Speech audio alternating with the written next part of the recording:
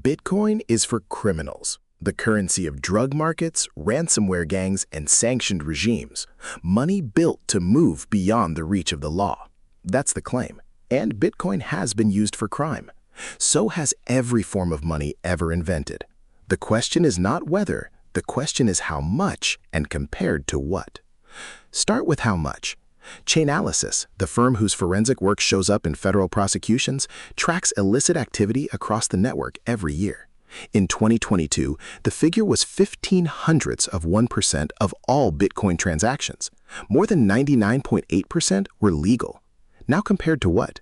The point isn't Bitcoin against zero, it's Bitcoin against the system we already use. The UN Office on Drugs and Crime estimates that 2 to 5% of global GDP is laundered through the traditional financial system every year, $800 billion to $2 trillion. So the picture flips. The system pointing the finger at Bitcoin launders money at a scale Bitcoin has never come close to. But the numbers are only half of it. The bigger mistake is in a single word. People call Bitcoin anonymous. That's the word that does the damage, and it's the wrong word. Before we go further, it's worth getting it right. Anonymous? They're reaching for the wrong word. The right word is pseudonymous. The difference is not a technicality, it's the whole story. A Bitcoin address is a long string of letters and numbers. Think of it as a username, not a legal name.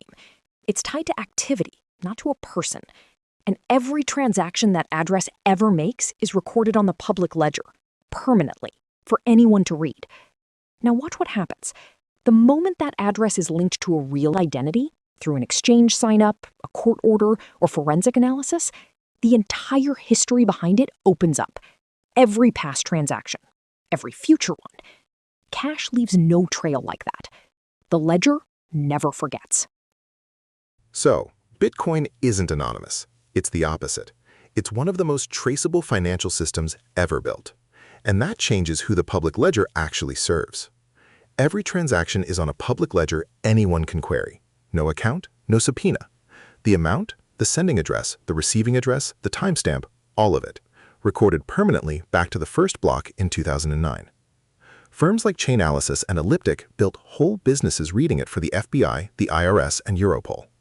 Now hold that against the system Bitcoin gets compared to never. In 2012, HSBC paid a $1.9 billion fine for laundering hundreds of millions for Mexican drug cartels. In 2017, Deutsche Bank paid $630 million over a $10 billion Russian scheme. Both banks kept their licenses, both kept operating. That is institutional-scale laundering inside the regulated system, with the paperwork to prove it. Bitcoin has no institutional equivalent.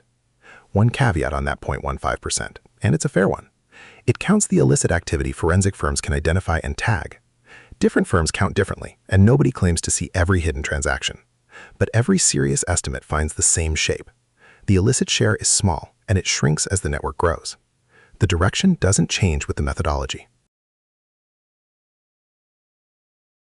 Silk Road was the largest darknet market of its era, running on Bitcoin from 2011. The network was never hacked to take it down. Investigators just read the ledger. Here's how that works.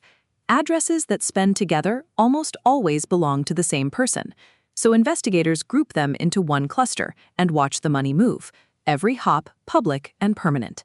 They follow that trail until it touches the real world. Sooner or later, the money reaches an exchange, where someone had to show ID. That one point ties the whole history to a real name, and the cluster unravels. That's how the case was built. No warrant for private records, no break-in. The same transparency critics call a flaw is what let investigators recover over 174,000 Bitcoin from the public ledger. So the ledger that looked like a hiding place is exactly what cracked the case, which raises the question the myth never asks. If Bitcoin is so good for crime, why do the professionals avoid it? Because the record is permanent. The analytics firms that trace this for a living find the same thing. Serious launderers stay away from Bitcoin for high-volume work, precisely because the ledger never deletes. Cash leaves no digital trail. Shell companies hide who owns what. Correspondent banking moves value across borders with almost nobody watching. Bitcoin offers the opposite of what a launderer wants. A wallet cluster lights up automated monitoring tools the moment it moves serious volume. The permanent ledger that worries an honest user is a standing risk to a criminal. The crime association is mostly a memory. It comes from Silk Road's early notoriety, 2011 to 2013, before forensic tools matured. Since then, the tools have only gotten sharper, and the illicit share has only gotten smaller. The reputation is running years behind the reality. There's one more thing the crime framing misses. The same openness that makes Bitcoin a forensic trail makes it a lifeline. No central authority controls the ledger. To a criminal, that means no privacy to hide in.